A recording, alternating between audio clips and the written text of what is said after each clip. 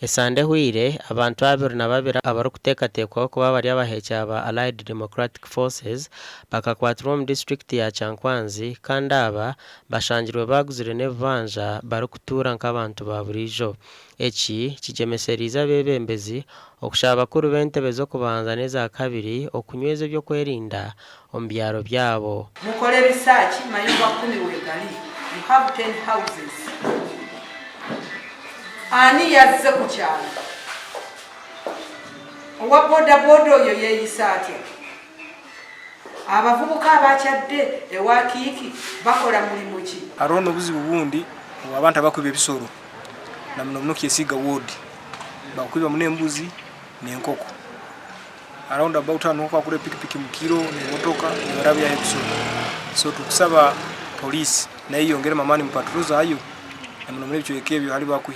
Ona bamwe bakuru b'entebe z'ebyaro batunga kakumu polisi ahabo kukora binkwatire ki ombwiro bwe rukuba neetagwa ombwangu. Amabara mutwara mwago gayingi twene mulingo kusano kyakana gayingura ine kandi gakyayongera kanya kandi twene mulingo kusora gamba nka omukulembeze rondi omuntu nkwanule kawando kabaitu go tugenda baitu mulingo gakanyire gayingi.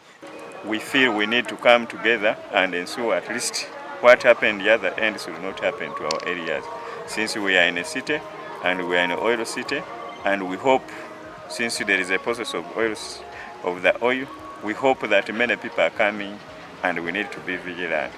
Bamwe mbebembezi batugambira oburemezi obu barukora bamwe mu byaro byabo. Abantu bo mu kiyaro, abantu b'ikiyaro cyo mu town, yaida city suburb. Babaze umuntu cyo kene bajyanye nkene bagaruka nibagenda. Cyo kene hajondi nkene hagenda. Tusakumanya uhajya kumara kusumikati amaro mwezi gumu abandi bajyana bigendero byabo ubutaka bayina kenga ngwari afurukiriye. RCC na Nyanzi yabaragiro kutandikiraho okwetorora amajugona barukuhandika abantu abarumbona. Bebayina okongera okukola kubera n'ebitabo by'abatuuze abayingira n'abafuluma okumanya ennamba yaabwe buli mu kyalo kyonna nti nze nina abantu bwe bati ku kyalo kyange. Ebyo bayina okubikolerawo immediately. Orurembo rwa Hoima ni rumwe aha myanya eri aha nsharo ya Uganda n'ihanga rya Congo kandi abaheekera ba Allied Democratic Forces nibateekateekwa kuba nibaruga omu ihanga rya Congo okwija kukora oburumbagano omuri Uganda. Gashakwa Ambrose niwagaba Katoto.